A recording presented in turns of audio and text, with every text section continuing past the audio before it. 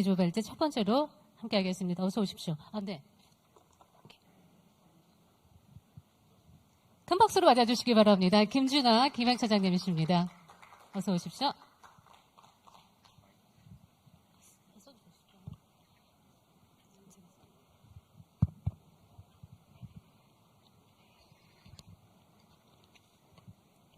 네, 반갑습니다.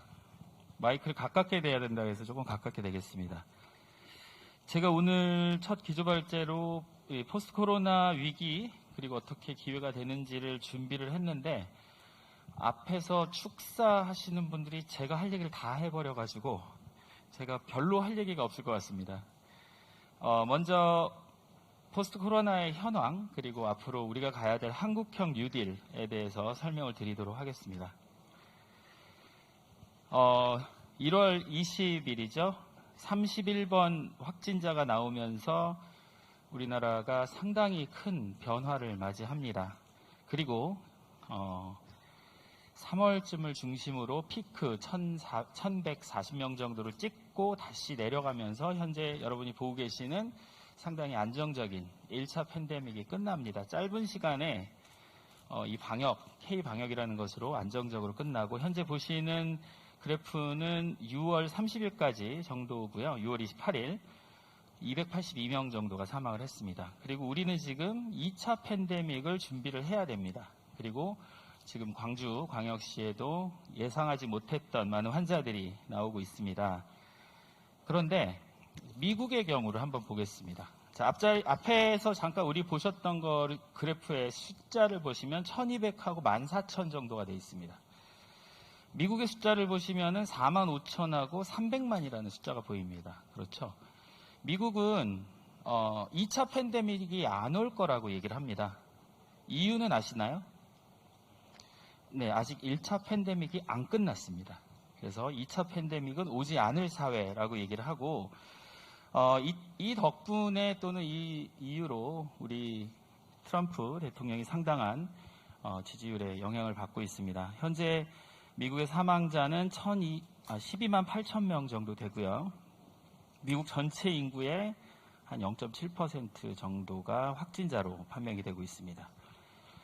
보통 우리가 전쟁을 겪었을 때 전쟁은 물리적인 충격이라고 합니다. 그래서 물리적인 충격에 의해서 사람이 공포심을 느끼는 상황인데 코로나19 같은 경우는 물리적인 충격이 아닙니다. 심리적인 충격이고요.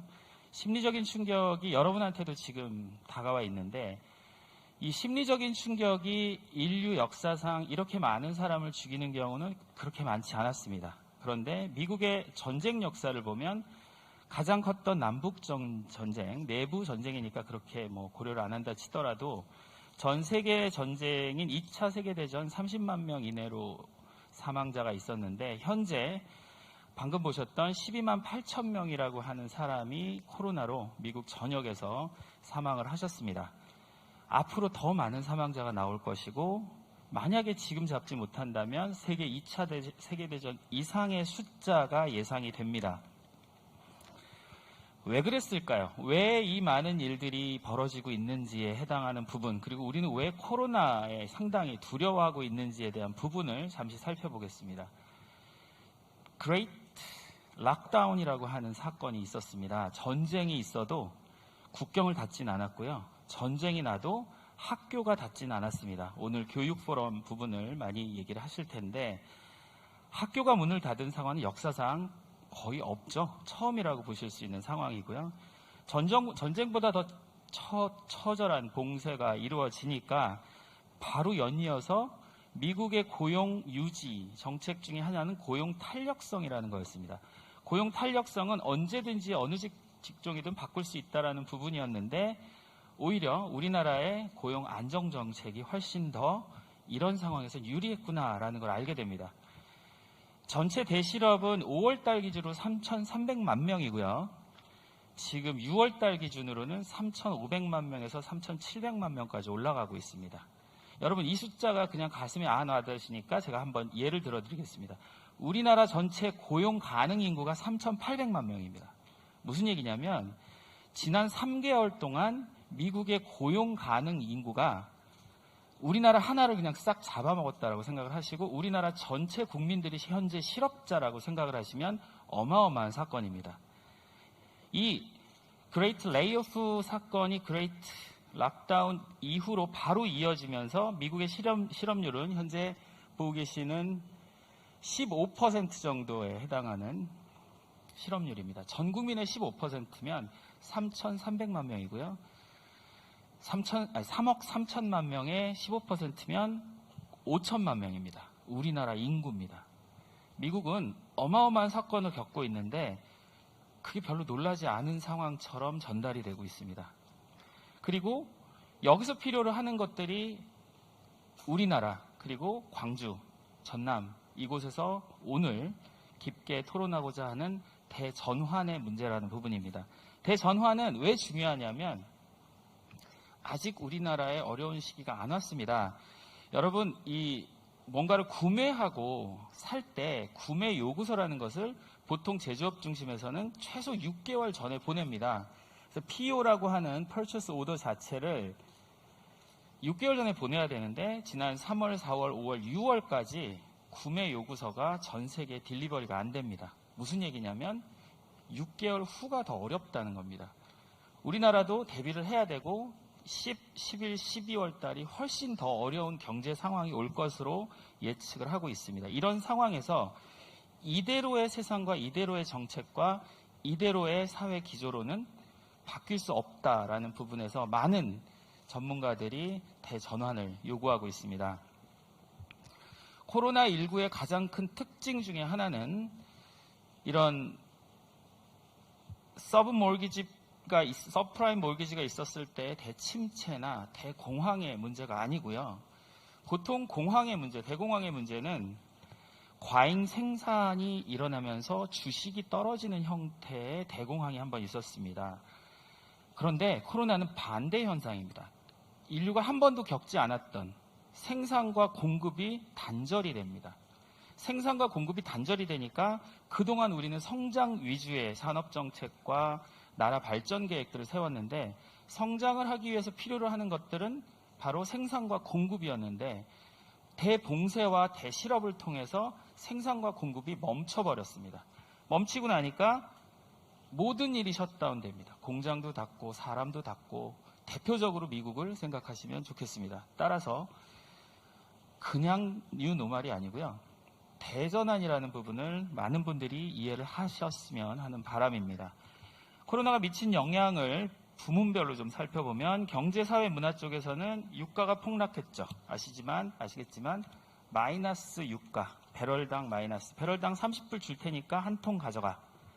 말도 안 되는 경제 상황이 벌어졌고 주식이 하락되는 건 잘 아실 테고 실업급여가 역대 최대입니다. 우리나라뿐만이 아니고 미국 같은 경우는 1년치 예산이 거의 동날 정도의 상황이 됐고 두 번째는 지난 40년 동안 우리가 신자유주의라고 하는 시장경제체제에서 산업발전 위주의 경제정책을 펼쳤었는데 그 경제정책의 중심이 바로 글로벌 밸류체인이었습니다. 세계가 하나가 되면 우리 경제는 다 같이 살 수 있다라는 의미로 삼성의 공장은 제조업 중심은 베트남에 짓고 헤드쿼터는 서울에 있고 이런 형태의 인건비가 싼 곳은 글로벌 밸류체인을 생각해서 싼 인건비 나라에 짓고 그다음에 마케팅을 해야 되는 부서는 홍콩이나 도쿄나 한국 같은 서울 같은 곳에 밸류체인을 형성을 하면 전 세계가 하나의 몸으로 살 수 있다라고 했던 게 이번에 완전히 깨집니다. 그래서 다시 세계화라는 부분에 대해서 많은 사람들이 생각을 하게 됩니다. 세계화가 과연 옳았던 선택이었나? 이로 인해서 발생하는 것들이 바로 보호주의 정책들이 나오고 보호무역주의가 나오고 그리고 우리나라에서 지금도 많이 신경 쓰고 있는 돈이 조금 들더라도 베트남에 있는 중국에 있는 공장들을 내 옆에다 두자. 이게 새로운 플랫폼 경제라고 하는 기업 생태계를 요구를 하고 있습니다. 당연히 지금 이 세상은 앞으로도 적어도 3년, 길게는 10년까지도 각국 도생 방식을 요구를 하게 될 것입니다. 정치 외교 변화를 잠깐 살펴보시면 미국하고 중국은 G2였죠. 그리고 몇 년 전부터 이런 시그널은 나타났었는데 갈등이 될 것이다 라고 생각을 했는데 이젠 갈등이 아니고 전쟁 수준입니다. 그리고 줄서기를 요구하라 하고 있고 이 줄서기를 요구하는 부분의 대부분은 무역 보복이라는 부분으로 나타나고 우리처럼 중국의 의존도가 높고 미국의 의존도가 높은 나라들은 어디 줄타기를 해야 되느냐라는 부분으로 진행을 하고 있습니다. 그런 부분에서 G0 사회라는 단어가 나옵니다. 리더가 없습니다. 중국도 아니다. 미국도 아니다. G7 의미 없다. 새로 G7을 만들자는 미국 제안에 일본도 화들짝 놀랍니다. 한국이 가장 먼저 등장을 합니다. 새로운 G7을 만들자. 그럼에도 불구하고 G0 사회가 계속 유지되고 있습니다. 트럼프 이대로 갈 것인가? 미국 이대로 갈 것인가? 시진핑 과연 잘하고 있는가? 그렇다면 그동안 믿어왔던 글로벌 밸류 체인, 모두가 하나가 되는 지구가 다 깨졌습니다. 그리고 함께 가야 되는 거버넌스 자체도 내 나라가 먼저야. 마스크 하나만 놓고도 미국의 공항에서 분명 우리나라 마스크인데 미국 공항에서 마스크 박스를 억류합니다. 왜? 자기네 나라가 모자랄까봐. 아주 재밌는 해프닝들이 많이 벌어졌습니다. 경제사회문화 쪽에서 보시면 오늘 많은 축사를 하셨는데 이 부분을 거의 다 말씀을 하셨습니다. 지난 10년 동안 어떤 기업의 CEO도 CFO도 바꾸지 못했던 일들을 그냥 자글자글 끓고 있었던 일들, 온라인 세상이 올 텐데, 디지털 세상이 올 텐데 하면서도 결국은 본인이 가지고 있었던 기술 위주의 산업들은 계속 유지를 시켰습니다.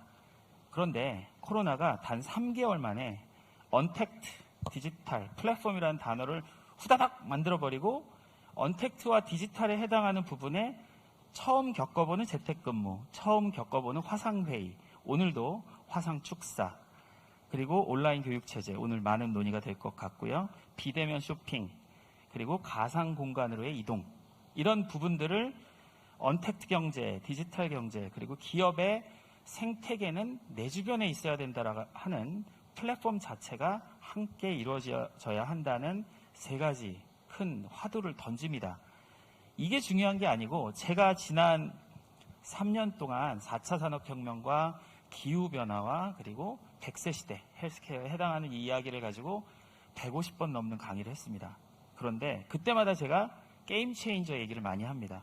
과연 10년 후의 게임 체인저는 무엇일까?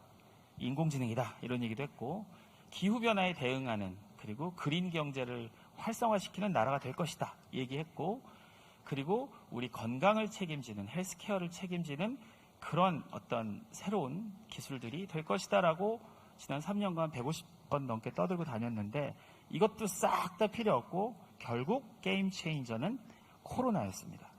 코로나19였습니다. 단 3개월 만에 4차 산업혁명 그래 니네 떠들어 봐라. 헬스케어 그래 떠들어 봐라.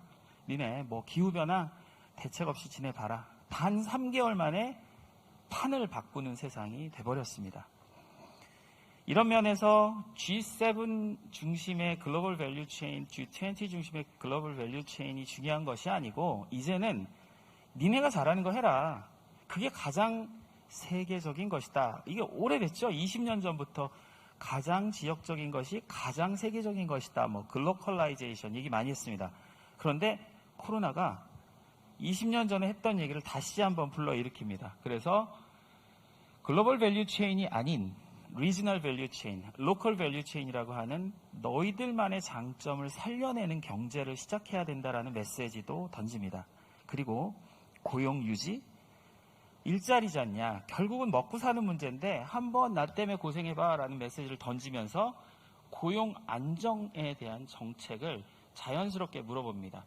제가 첫 슬라이드에서 보여드렸던 미국이 날아간 고용 인구가 미국에 없어진 석 달 동안 없어진 고용 인구가 대한민국 하나입니다. 대한민국 하나가 훅 없어졌는데 그럼에도 불구하고 계속 이따위로 고용 유지 정책을 가져갈 거야 라는 메시지를 던집니다. 그래서 발빠르게 문재인 정부는 또 전국민 고용보험이라고 하는 메시지도 던지면서 대응을 해나가고 있습니다. 그리고 가장 자랑스러운 부분들이 K방역이죠. 개방, 민주, 투명, 그리고 창의적인 우리 나라의 어떤 역량을 모아서 전 세계에 알리게 된 배경인데, 이 메시지는 단순히 K방역의 성공으로 끝나서는 안 되고 세계화를 재정립해야 된다. 욕심을 부리자면 한국 중심의 세계화가 재정립이 필요하다라는 메시지를 던지고, 고용보험, 전국민 고용보험 한번 해보자. 우리가 할 수 있다. 한국이기 때문에 할 수 있다. 그리고 앞으로 국제협력들은 한국이 주도를 해나갈 수 있다라는 고마운 메시지를 던지고 갑니다. 그러면서 소비 트렌드를 한번 쫙 바꿔놓는데요. 헬스케어, 하이진, 건강에 해당하는 소비 패턴이 더 늘어납니다. 그리고 프레젠스 프리, 출석 안 해도 됩니다. 재택근무, 온라인으로 할 수 있는 것들 다 온라인 하고, 탄력 출근, 탄력 근무제, 그리고 서바이벌 퍼스트라고 하는, 이게 살기 위한 상품들이 더 많이 팔립니다. 예전에는 럭셔리하고 치장하고 하는 부분들, 과시하는 부분의 소비가 늘어났다면 거의 바닥을 칠 정도로 줄어들면서 휴지, 수건, 마스크, 손소독제 등등의 내가 가장 필요로 하는 생활 필수품 중심으로 소비 트렌드가 변합니다. 그리고 그레이트 인도어라고 하는 집안에서의 생활이 오히려 더 안전하다라고 하는 메시지가 전달이 돼서 저희 전문가들이 홈코노미라는 단어를 만들어 봤습니다. 집 안에서의 경제, 헬스케어, 온라인, 그리고 맨리스, 무인화되는 세상, 그리고 이코노미 앳 홈, 그래서 홈코노미 세상이 다가오고 있습니다. 포스트 코로나에 대한 대부분의 이야기들을 많이 해주셨습니다. 그 부분이 바로 양적 성장이 포용 성장으로 바뀐다라는 이야기들을 많이 하셨는데, 잘 생각해 보십시오. 지난 40년 산업 중심의 사회, 그리고 많은 것을 잃어버렸던 우리가 탄소와 교체도 하기도 했고, 근데 가장 중요했던 것은 효율성이었습니다. 내가 인풋을 주고 아웃풋이 얼마나 많이 나오느냐 하는 효율성과 돈이 되냐라고 하는 경제성, 이게 지난 40년이었고 현재 우리를 만들어서 땡큐 고맙기는 한데, 그런데 이번 코로나가 무엇을 알려줬느냐라고 물어봤을 때는 양적 성장을 위한 성장은 이제 그만해라. 그리고 여러분이 안전하게 살 수 있는 그 안전한 사회, 그리고 지속 가능하게 후 세대들한테 물려줄 수 있는 지속 가능한 사회, 그리고 격차를 가지고 있는 부분에 대한 회복 탄력성과 이 포용 성장, 이 부분을 가르칩니다. 여러분 이런 생각 한번 안 해보셨어요? 코로나가 모든 분야를 평등하게 만들고 있습니다. 평등하게. 많이 얻었던 사람은 잃게 만들었고 없었던 사람들은 갖게 만들었습니다. 전 분야가 그런 건 아니지만 많은 부분들이 코로나에 의해서 평등해지고 있습니다. 포용 성장의 기회가 다가오고 있는 부분들이고요. 그러면서 한국은 개방, 민주, 투명, 그리고 창의라고 하는 K-방역의 국제화로 이제 새로운 발돋움을 시작을 했습니다. 현재 보고 계시는 이야기들은 불필요한 접촉을 줄이는 드라이브 스루부터 시작해서 사회적 거리두기, 자발적 월세를 내린 착한 임대인, 이런 이야기들은 한국 사람이 기사화해서 적은 것이 아니고 미국의 퓨 리서치라는 곳에서 설문조사를 했는데, 한국이 가장 잘한 일 중에 무엇이냐라고 해서 한 20가지를 얘기했는데 상위 10가지입니다. 우리가 월세를 내려준 것도 이들한테는 엄청난 사건입니다. 어떻게 월세를 내려줄 수 있어? 이런 사건들입니다. 그렇다면 우리 대응 과제로 무엇을 가져가야 하느냐? 데이터 플랫폼을 경제사회 문화 쪽에서 사회 안전망, 가장 중요합니다. 사회 안전망 중에 가장 중요한 것은 고용보험, 그리고 전국민 고용보험이라고 하는 고용 유지 정책이 더 필요하게 됐습니다. 그리고 한국판 뉴딜, 오늘 이야기할 것들에 대한 제도 개선 등이 필요합니다. 산업통상 쪽에서는 규제 완화가 많이 필요하고요. 민생금융, 산업안정 패키지, 그리고 회복 탄력성이 있는 일자리, 지속 가능한 일자리, 그리고 로컬 밸류 체인을 광주 중심으로, 전남 중심으로 지역사회에 가까운 곳과 한번 시도를 해보자라는 생태계 유지입니다. 정치 외교 부분에서는 K-방역의 국제적인 홍보, 그리고 2차 대유행을 준비할 마인드, 그리고 일자리를 위해서는, 고용 유지를 위해서는 고용 보험도 중요하지만 새로운 일자리를 창출해내야 되는 한국형 뉴딜, 그리고 국제 질서 중에 이제는 G7, G20 의미 없다, 그냥 양자간에라도 하자, 아니면 다소자간에라도 우리의 자체적인 실용적 다자주의를 유지할 때가 되었다라는 메시지고, 보건의료 부분에서는 질병관리청과 감염병 전문병원이라고 하는 새로운 어프로치, 그리고 국립감염병연구소, 이 지역에서 한번 시도를 해봤으면 좋겠다라고 생각하는 부분들입니다. 감염병 전문병원이나 국립감염병연구소 유치, 이런 부분들. 과학기술로 내일 이야기할 한국판 뉴딜에서의 디지털 인프라에 대한 선점뿐만이 아니고 그린 인프라에 대한 선점들이 새로운 일자리를 만들고 앞으로의 대담하고 창의적인 기획과 과감한 집행으로 선도할 수 있는 경제를 만들자라는 부분들이 오늘 축사들에서 다들 녹아 있었습니다. 코로나가 주는 이런 전환에 대한 요구, 그리고 전환에 대한 요구를 가질 수 있는 실행 파일이 무엇이냐라고 생각할 때 바로 뉴딜이라고 이야기를 합니다. 뉴딜의 가장 큰 조건 중에 하나는 3R, 3R이라고도 하는데 Relief, Recovery, 그리고 Reform이라고 하는 구제를 해야 되고 사람들을 살려내야 되고 회복을 해야 되는데 경제와 일자리로 회복을 시키고 마지막에는 그들을 실천할 수 있는 제도개혁, 행정개혁들이 필요하다라고 하는 루즈벨트의 큰 교훈이 있었습니다. 루즈벨트 바로 이후에 이어가는 와그너법이라는 게 만들어지면서 안전망을 구축하는 형태로 거의 20년간 진행된 뉴딜 사업은 미국의 경제 부흥을 만들어낸 결과였습니다. 현재 보고 계시는 이 테네시강과 현재 보고 계시는 라스베이거스의 후버댐, 이 후버댐 부분은 이 역사적인 사건들을 지켜보다 보면은 왜 제가 일자리를 만들었는지를 간단히 설명을 드리겠습니다. 물을 모으잖아요. 물을 모으면 사실 모을 수 있는 자원들이 세 가지가 있습니다. 물, 에너지, 데이터인데요. 이제 새롭게 데이터가 등장을 하는데, 물을 모으면 모은 물을 나눠줘야 되는 수로가 필요하고요. 수로를 통해서 먹는 물을 만들어내는 정수장이 필요하고, 정수장을 가지고 물을 나눠주는 관망이 필요하고, 관망을 가지고 물을 받을 수 있는 수도꼭지가 필요합니다.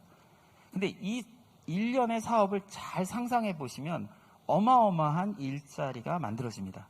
그래서 정부가 얘기하는 디지털 뉴딜이라고 할 때 문재인 대통령이 디지털 댐이라는 단어를 쓰셨습니다. 이유는 후버댐처럼 물을 모았을 때 파생되는 일자리들이 무엇이 있는지 각 부처별로 전부 한번 조사해봐라. 있을 것이다. 네, 있습니다. 있고, 이 일자리 하나로 많은 사람들이 먹고 살 수 있을까? 사실 부족해서 오늘 그린 뉴딜까지 논의를 하고자 합니다.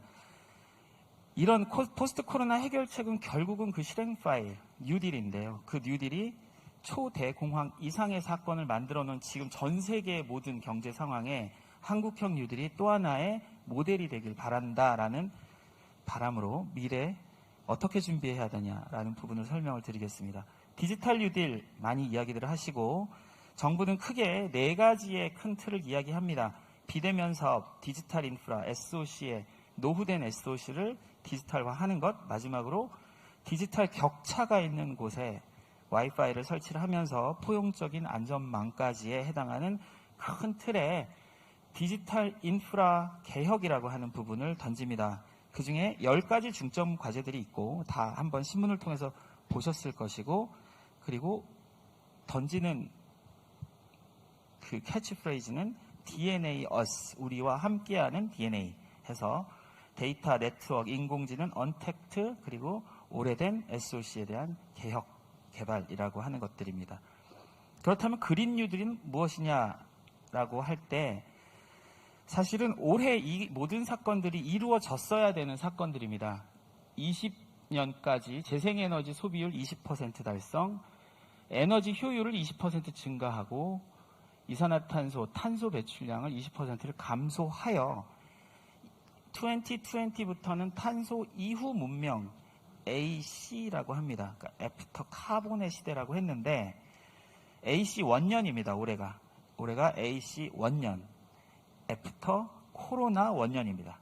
올해부터는 탄소가 줘야 되는 메시지보다는 코로나가 줬던 메시지가 더 의미가 있는, 그래서 그린 뉴딜이라는 것은 친환경, 정확히 얘기하면 탈탄소 정책이고, 이 정책을 위해서는 이 실행 파일은 인프라 구축입니다.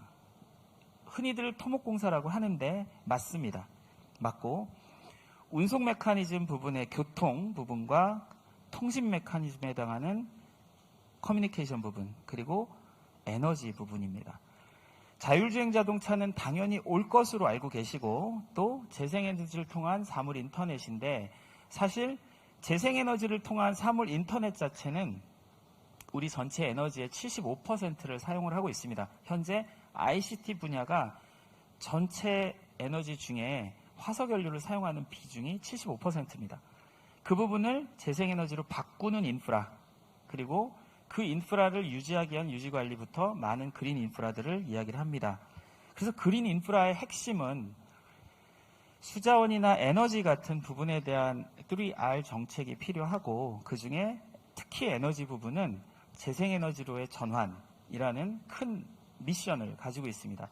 재생에너지, 태양광, 풍력 등등의 신에너지로 전환을 할 때 들어가는 인프라 구축 비용과 인프라를 통한 일자리들은 디지털과 연결이 돼야 되는데 아까 말씀드린 모아서 나누어 줄 수 있는 인프라가 세 가지가 있습니다.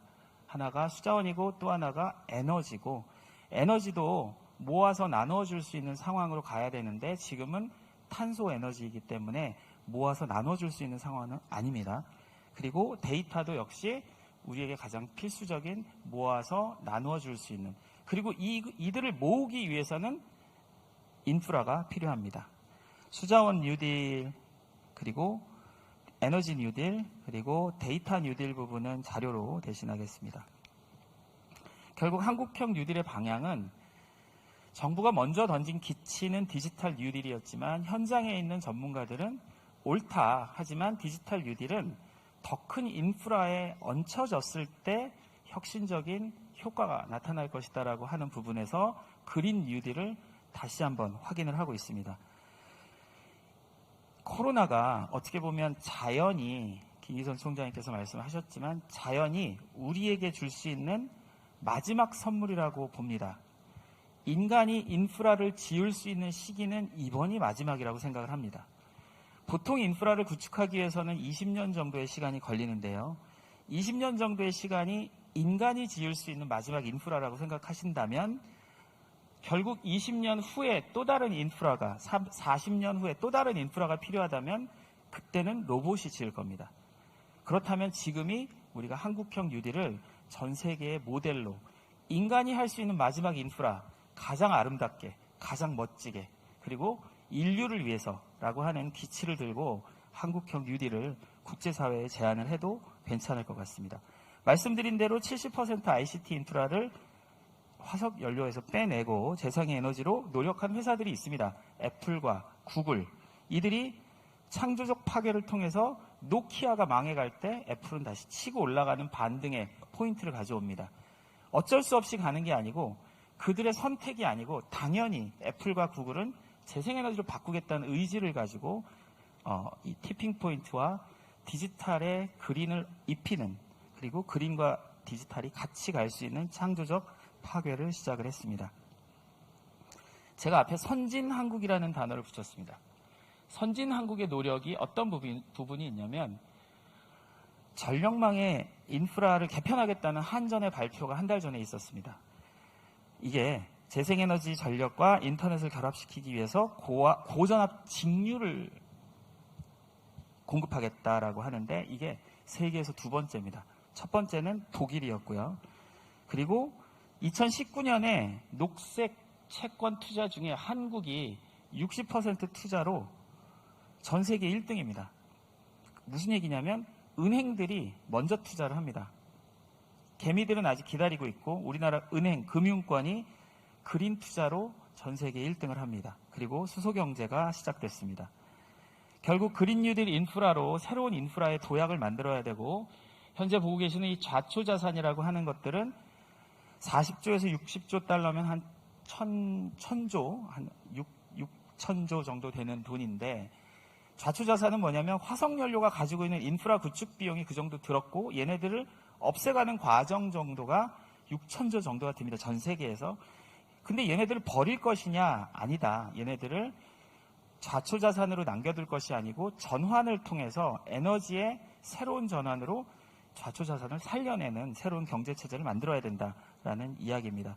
정부는 도시 인프라 그리고 일자리 변화에 대한 상당히 예민한 정책을 만들어야 되고, 특히 에너지 효율과 태양광 풍력 부분을 보면 화석연료가 줄 수 있는 에너지 인프라의 5배 이상의 효과가 있고요. 직종만 해도 300개 이상의 직종이 만들어진다는 것을 정책에 녹여냈으면 좋겠습니다. 미국이 제레미 리프킨이라고 하는 그 리더십을 가진 분이 분석한 결과인데요. 20년 동안 미국의 재생에너지 인프라를 전부 바꾸기 위해서는 연간 500조씩 20년을 투자해야 된다. 단순 계산으로 우리나라 GDP가 12분의 1 정도 되는 것을 바꿔주면 연간 40조로 20년간 투자를 할 때 우리나라도 재생에너지로 모든 인프라를 바꾸고 20년 후의 세상을 대비할 수 있다. 그런데 얼추 3차 추경이나 그리고 지금 준비하고 있는 그린 뉴딜의 그 범위가 40조 플러스 마이너스로 왔다 갔다 하고 있습니다. 인력교육, 재생에너지 기반 데이터 보안, 네트워크의 중립성, 분산화 등등은 정부의 역할로 당연히 알려지고 있습니다. 결국 전환을 위한 인프라는 디지털 뉴딜과 신에너지의 재생에너지를 기반으로 하는 그린 뉴딜이 서로 함께 가야 된다라고 생각을 합니다. 마지막 메시지는 이런 공적 인프라는 민간이 하는 것이 아니고 지금부터 20년 동안 정부가 주도를 해서 새로운 세상을 만들어내야 되고, 인류에게 주는 마지막 인프라, 그리고 이 이후부터는 로봇이 만들다고 생각하셔도 저는 과언이 아니라고 생각합니다. 감사합니다.